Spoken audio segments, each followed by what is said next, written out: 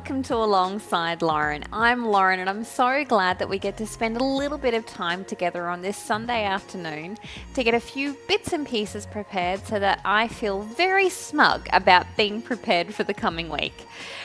I have already, speaking of being smug, I'm feeling really smug about the fact that I have already prepared our coleslaw, our cauliflower rice, and I have got a curry just finishing up now in the Thermomix.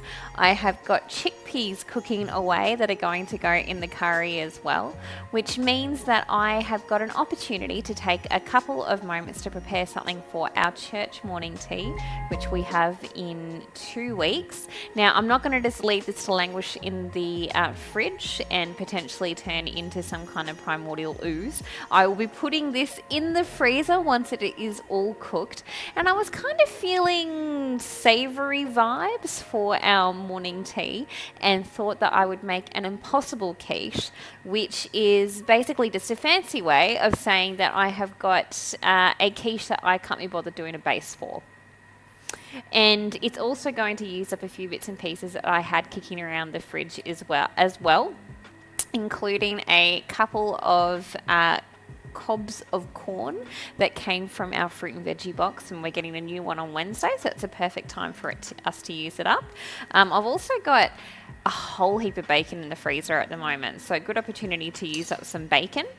And I've also got from our attempt to make a sandwich cake last week, which was delicious, but the frosting for the sandwich cake was not how I envisioned, because I was too stingy / lazy to go out and get cream cheese, which is what I should have used, and I just tried to use some ricotta that was in the fridge. I didn't drain the ricotta. The ricotta was far too runny to use as icing, so I just kept trying to add things to it to try and get it to whip, and it didn't. So I've got here that I put in the freezer a mixture of it's what I get for saying I was feeling smug. The chickpeas nearly boiled over. I've got a mixture of, what did I end up putting in there? I think there was ricotta, maybe like 250 grams of butter, and maybe 200 grams worth of feta. Like, blowed if I know what else went in there. And because that was basically half my take-home pay in dairy, I figured I better put that in the freezer and try and put it to good use. So rather than using cream or milk in my impossible quiche, I'm going to use this little tray of dairy goodness. I was going to grate some cheese as well to go in there, but I feel like this could be enough cheesy. Do you think I should grate some cheese in there as well for the quiche? I'm always a big fan of extra cheese, but I know that that's already got lots of cheese in it, the sauce. So I've got a little container of like leftover cheese board cheese that we'll often just sort of use for bits and pieces during the week, like to add to a sandwich or something like that. So I'll pop that back in. It'll live to fight another day. And I have got my onion peelings that I'm putting in my stock bag in the freezer. Perfect. Hi there, I'm Heath. I am Lauren's sous chef and husband. I also see you've got a heap of eggs. How many eggs are you going to need? 6. Okay. So we still have 2 for breakfast tomorrow morning. Don't panic. Good. We belong 2 for breakfast to and a spare one in case do. one of them's like... Yes, we belong to an egg co-op.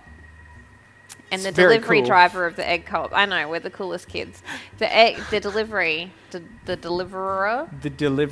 our connection to the egg co-op. Yes. Woo! Yes. Is going to drop some around tonight. It's my dad, Perfect. and he's coming to Bible study. Perfect. Excellent. Okay, that's Woo! good. Oh, great. Now, most importantly, We need... to create quiche magic, Start with we need 2 bubbles. glasses of bubbles. I feel like it makes sense that if I'm making like a counterfeit of a French recipe to have not French champagne, Totally which agree. is a tautology, because if it's champagne, it has to be French. Yeah, okay. I hope there's plenty there for you. Oh yeah, I feel like you gave me a hefty one. I'm very thankful. I feel good. Feel good? Okay, cool. I'm feeling good. I'm feeling confident. All right, great. Oh, brilliant. We might even have Got a a little little- bit for a wee top up. A little bit later. All right, cheers. Cheers, my darling. Cheers, cheers. So that's Cruiser Sparkling, which is a sparkling that we got. Well, the very first time we tried it was the night of your sister's graduation. Right. Yeah, okay. There you go. And I really enjoyed it. Yeah. So I kept an eye on it coming on sale. Mm-hmm. And went and got some from Dan Murphy's because I'm classy like that. So I've got one rather large onion that I have peeled and some bacon. And I'm going to pop these into the Thermomix. I've got to use this Thermomix because that one's otherwise occupied. Mm-hmm. Sorry. No. Ta-da! I don't know why I did that because I've got to go run back now. You really do. I'm just trying to get my steps up because I haven't exercised enough today. Oh no. Put a lid in. Oh, that was lucky. I was nearly just covered our ceiling in onion. Cutting it fine there. Budum-ching. Okay. There we go. I do like the dance moves. There we go. I need to stop saying there we go. All right, we're away. So what sort of fineness and settings did you use? I don't want it to be like super fine. So it's like not mega chunky, but it's not like onion water, which it can sometimes end up being. Yep.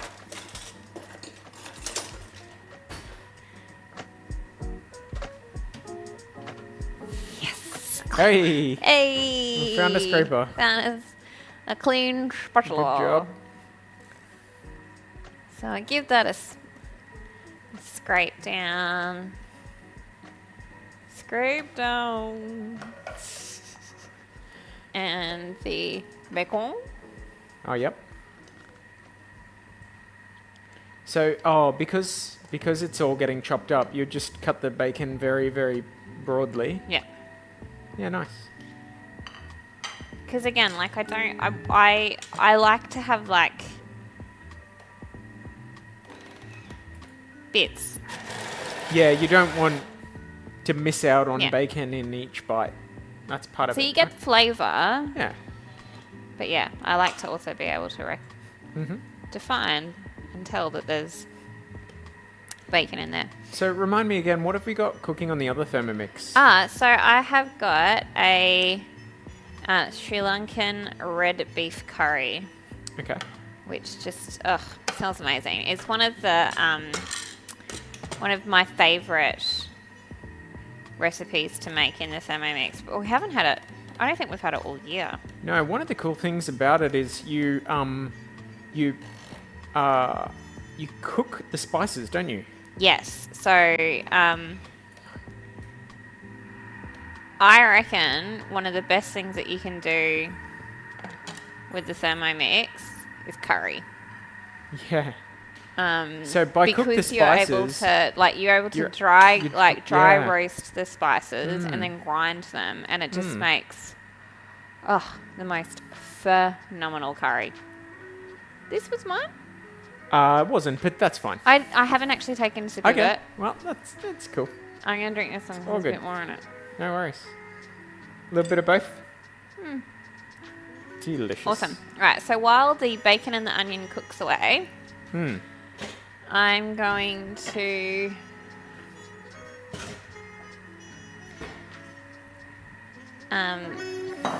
cut the corn off these cobs,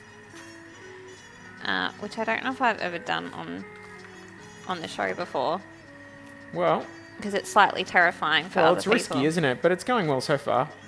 Now I'll cut away and we can, I don't know, look at a kitten or something. If you are looking at a kitten, I don't understand how. We don't have cats. We don't have a kitten. No. I'm not a cat. I like it.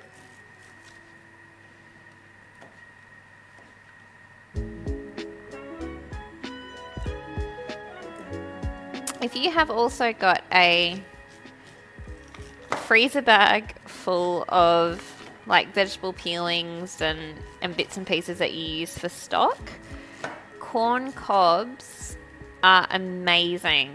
They for provide that. so much flavour, They don't add they? in so much flavour. If you're doing like a soup or something that Yeah. needs a bit of a Oh, corn it's flavour in it, phenomenal. it's amazing, isn't it? Yeah. And, you know, it's waste otherwise, so it's a wonderful Free addition. flavour. Yep, free flavour. Free flavour. The freest flavour.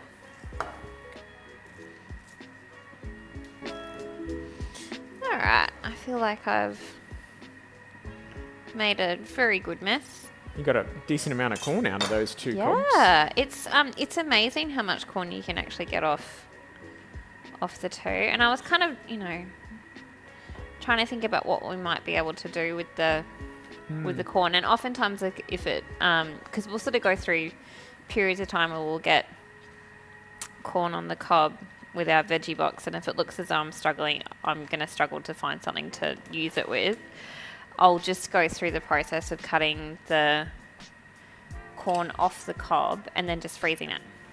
And then just keeping it in like a no waste little that container. way. Yep. And I mean, frozen corn is a bit of a stock standard, isn't it? But there is just something when it's been fresh, and when it's been cut off the cob, it just has such a beautiful flavour to it. Very true. Amazing. Very true. And I'll put these in my veggie peeling box. Perfect. And I did just have a timer go off for the chickpeas, so I'll check in and see how they're going.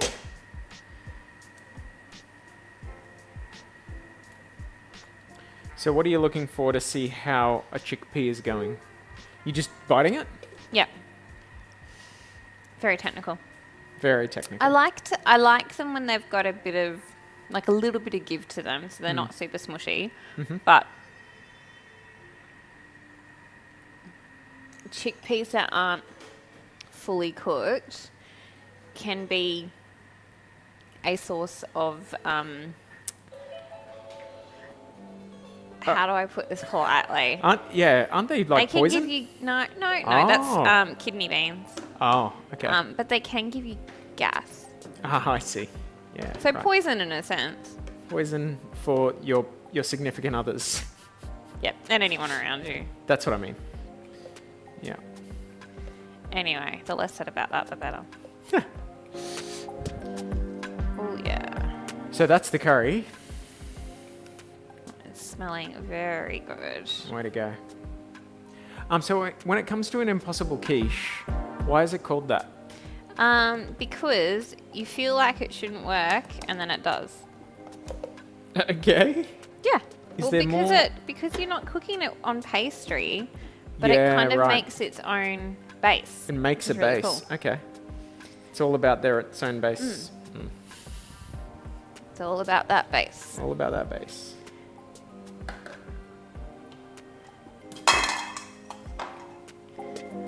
So I've got the bacon and onion, which is cooked.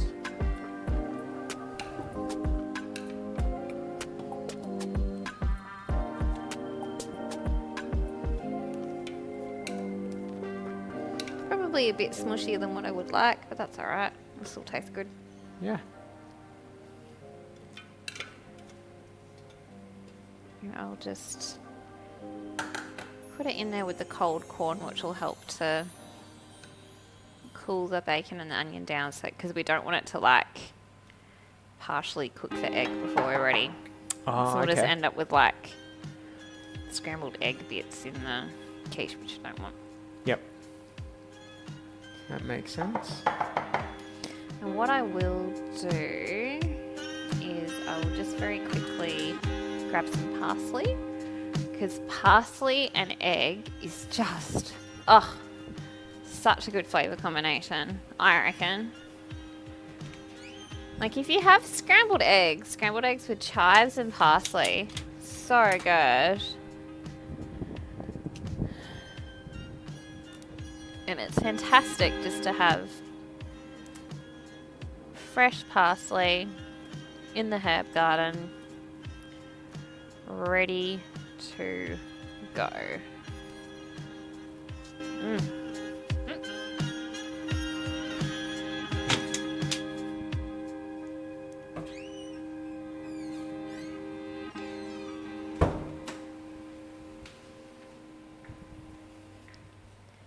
I might have picked a lot.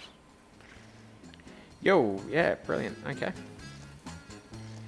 But, you know, it will sort of cook down. It looks good though.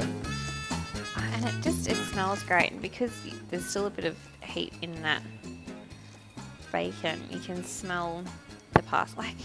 There's something about parsley and eggs. I've been basically brought up on it, hey. Yeah. Like it was part of our scrambled eggs mix and because parsley gets, you know, you use it as a garnish and that sort of thing. So it kind of, I don't know, I feel as though parsley is underestimated as a flavouring and as an ingredient. But I really love using it. And I think it just adds, I don't know, like a freshness. And I could be completely making this up, but so celery and parsley, I think, are from the same family. You've so definitely told me that before. Yeah.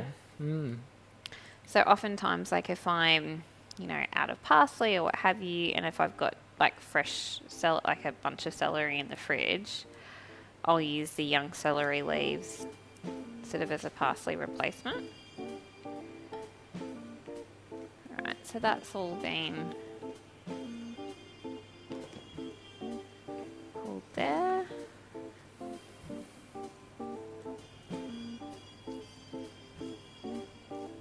That's stirring up nicely. So will you add the egg to the bowl or will you... So I'll add the egg to the Thermomix and do that sort of mixing there. Oh, of course. Yep. I just need to double check my That makes sense. amounts. Well, what we'll while need. you do that, I am going to have a sip of our wine. That's an excellent idea.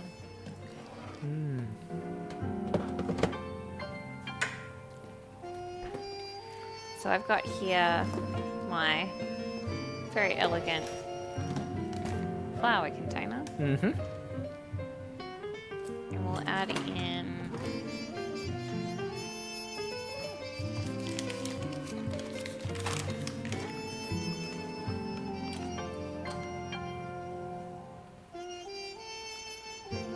about a cup of self-raising flour.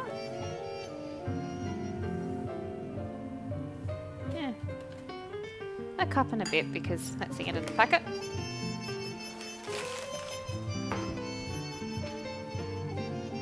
So I'm going to mix that in with this.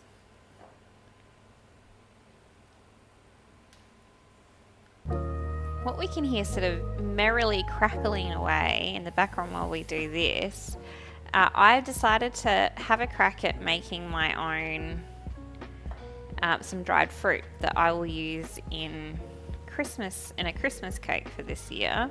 And I had a honeydew melon again from our fruit and veggie box before we get the new one. And so I decided to have a go at drying it. So I put the dehydrator on this morning at about, 5 or thereabouts. Yeah, it was about... And so they've been drying for, I don't know, 11 hours. And they're getting there. They're definitely getting there. They look, I don't know, a bit like shriveled lettuce. But one we've way to put sampled it. them, we've tasted them, and they certainly taste like honeydew melon. Yeah, they do. I think I had another bit sort of just to see how it was going, like, I don't know, maybe half an hour or so ago. And even since we tried it when we got home from church, it's developing, I guess, it's sort of moving from chewy to Yeah, like tasting like a sort of dried fruit. So anyway, and I just sort of figure, like, what's the worst that can happen? Doesn't taste very good. So yeah, I see that some of the flour hasn't been mixed in fully, but that doesn't really matter, does it? No. Alright, so I'll just kind of spread that out. So we've got a good amount of the mix on the tray.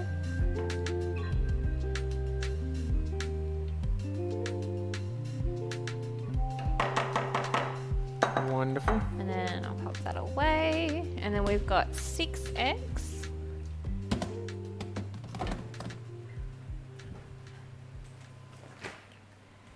And I'll add in veggie concentrate as well. So normally when using eggs, I would crack them into like a cup or a mug or something like that, just in case there's any that aren't great. Again, because we belong to the egg cob, which is fantastic, but it does mean that we're effectively getting like factory seconds of the egg, so occasionally we do get ones that aren't perfect. That's alright. But because I've already dirtied this bowl, why dirty a cup?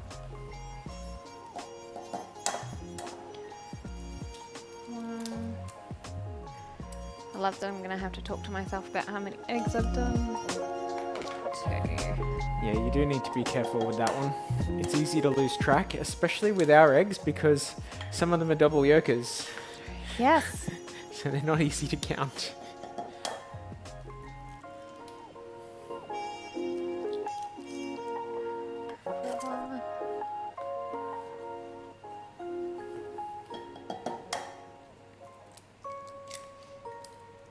Five, 6.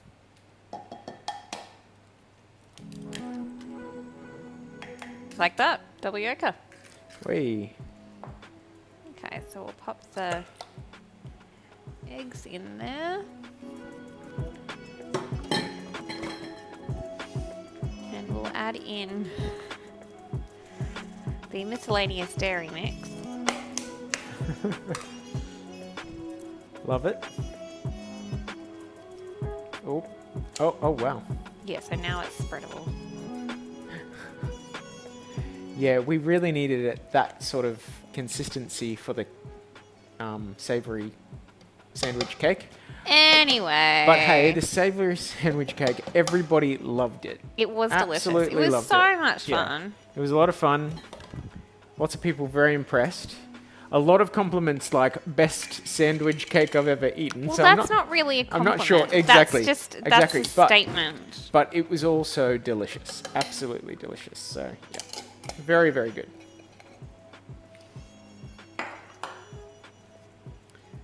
Alrighty. Okay, so I'll now blend that up.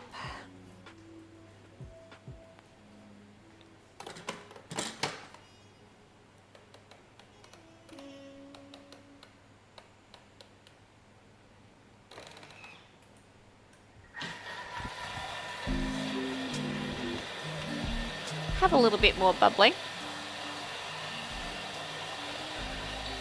Priorities?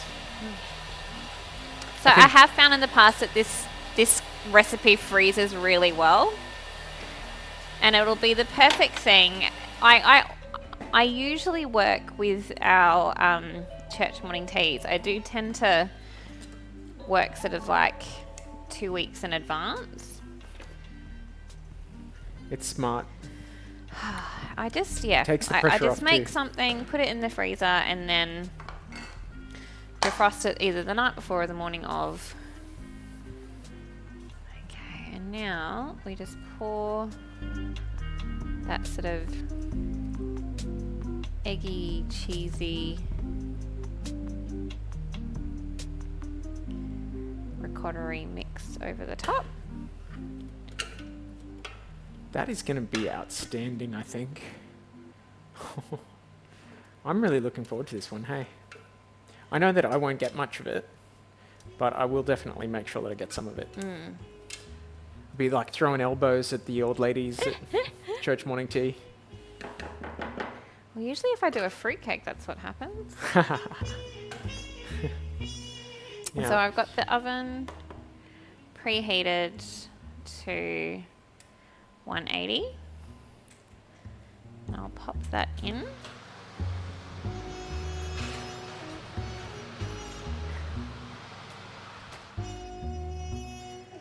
Set the timer. So I'll give it 30 minutes and we'll see how it goes, but it will end up being beautifully golden brown on top. It'll set like a quiche throughout, and then the self-raising flour on the bottom along with the fat that we've got in that creamy mix will make its own base, which is why it is called Impossible Quiche.